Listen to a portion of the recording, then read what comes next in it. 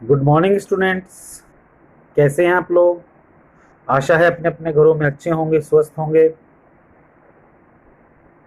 प्यारे बच्चों, हिंदी की पाठशाला में आपका बहुत बहुत स्वागत है। बच्चों, आज हम लघु व्याकरण के विषय में थोड़ी सी बातचीत करेंगे, विचार विमर्श करेंगे। लघु माने छोटा और व्याकरण माने वो शास्त्र जो आपको लिखने, पढ़ने, बोलने संबंधी जानकारी देता है। बच्चों, यूं तो लघु व्याकरण को अगर हम देखें तो इसके अंदर बहुत सारी चीजें अपना महत्वपूर्ण स्थान रखती हैं। तो भी मैं कुछ विशिष्ट बातों की तरफ आप लोगों का ध्यान ले जाना चाहूंगा। सबसे पहले नंबर पे आता है विलोम शब्द। विलोम शब्द क्या होते हैं? विलोम का मतलब होता है उल्टा। जैसे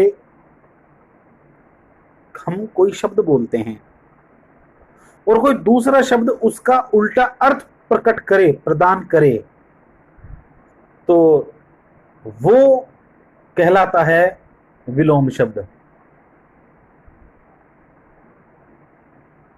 जैसे रात का दिन, सुबह का शाम, यहां का वहां। विलोम के बाद जो बारी आती है वो है समानार्थी शब्दों की, जो समान अर्थ देता हो। पर्यायवाची शब्द।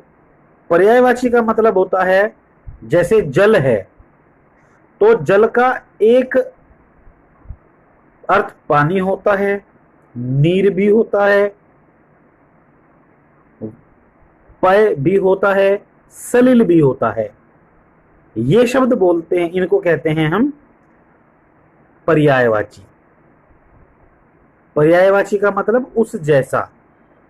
पर्याय का मतलब उस जैसा। वाक्यांश के लिए एक शब्द। हम पूरा वाक्य ना बोल के उसके लिए कोई एक शब्द प्रयोग कर दें। जैसे अगर हम कहते हैं कि राम भगवान में विश्वास नहीं करता, तो भगवान में विश्वास न करने वाला नास्तिक, तो हम कह सकते हैं कि राम नास्तिक है। या जैसे सप्ताह में एक बार होने वाला साप्ताहिक, जैसे प्रतिदिन होने वाला दैनिक, जैसे वर्ष में एक बार होने वाला वार्षिक, जैसे महीने में एक बार होने वाला मासिक। ये होते हैं वाक्यांश के लिए एक शब्द। इसके बाद जो कैटेगरी है वो है श्रुति सम भिन्नार्थक। सुनने में एक जैसे लेकिन अर्थ देते हैं वो अलग अलग। जैसे अनल अनिल, सुनने में हमें एक जैसे से लगते हैं, लेकिन अनल माने आग, अनिल माने हवा। जैसे कुल कूल, कुल माने सारे और कूल माने किनारा। जैसे आदि आदि, आदि एटसेट्रा। और आदि अभ्यस्त हो जाना, हैबिचुअल हो जाना, लत लग जाना। ये होते हैं श्रुति सम भिन्नार्थक। एक होते हैं अनेकार्थक शब्द। अनेक अर्थ होते हैं एक ही शब्द के। जैसे कर, कर माने होता है हाथ और कर माने होता है किरणें, करना, डूइंग, क्रिया है। ठीक है। जैसे एक शब्द है आपका अंक। अंक गोद को भी कहते हैं और अंक माने संख्या भी होता है, नंबर। तो ये इस प्रकार का जो व्याकरण है ये होता है लघु व्याकरण। इससे हम जरा सा आगे चलें तो तत्सम तद्भव भी आ जाते हैं। जैसे भीत, गांव में कहते हैं ना भीत, दीवार को, वो भीत है भित्ति। ये तत्सम है। तत्सम तद्भव होते क्या हैं? तत्सम शब्द होते हैं जो संस्कृत से सीधे हिंदी भाषा में आ गए। और तद्भव शब्द क्या होते हैं? तद्भव शब्द वो शब्द होते हैं जिन्हें हम अपनी मुख शुद्धि के लिए और अपने जो हमारा वातावरण है उसके हिसाब से बना लेते हैं। जैसे क्षेत्र, खेत, एक ही शब्द है दोनों। क्षेत्र का मतलब एरिया, और उसी को हम कहते हैं खेत, कि भाई वो खेत हमारा है, वो क्षेत्र हमारा है। दोनों एक ही शब्द हैं, लेकिन वो बन गया तत्सम, वो बन गया तद्भव। जैसे घृत, घी। घृत जो है वो तत्सम शब्द है और घी जो है वो तद्भव शब्द है। जैसे कृष्ण, काला। अष्ट, 8। तत्सम शब्द अधिकांश संस्कृत के होते हैं और हमारे बहुत से लेखकों ने, कवियों ने तत्सम शब्दों में बड़े बड़े ग्रंथों की रचना की है। हमारे हिंदी साहित्य के जो जयशंकर प्रसाद जी थे, जो सूर्यकांत त्रिपाठी निराला जी थे, वो ज्यादातर अपनी रचनाएं तत्सम शब्दों को साथ लेकर करते थे। एक शब्द है, आपने सुना होगा, इतवार।